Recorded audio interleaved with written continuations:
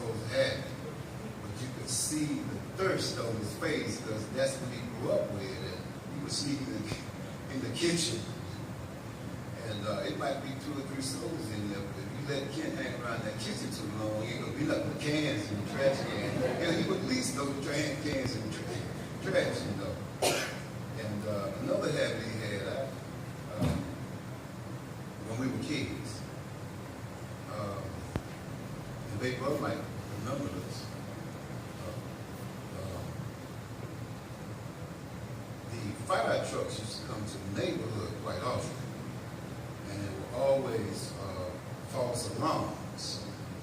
And you know, that went on for a long time, you know, and I guess the fire people got a little frustrated, you know, so they started trying to find out why we come into the same neighborhood and it's a false alarm. Well, they started spotting Kent, you know, and he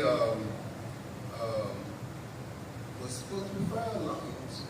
He was the neighborhood fire alarm bandit. You know, but see, he had that thing for a fire truck, you know, and like see, you know, it's like we all develop habits, you know, develop habits too. You know, he got a joy out of that big red truck flying through the neighborhood, engine roaring, lights flashing. You know, he's got a big joy out of that. So he wasn't gonna walk past a fire alarm, and he would sneak off to do it. And we didn't know that until the fire truck pulled up in front of our door one day. The fire truck pulls up in front of the door, and there's Kent. They done gave him a ride home. The fireman came down and said, we've been watching him. He's been in the neighborhood. You all really have to keep him watching and keep him from pulling the fire alarms. That was good for about 5 or 6 years. He started again, you know. He got caught. He got arrested. He's got a record for putting those fire alarms. That was the last fire alarm that he pulled. He spent that night in jail. But I enjoyed my brother. I enjoyed taking care of him.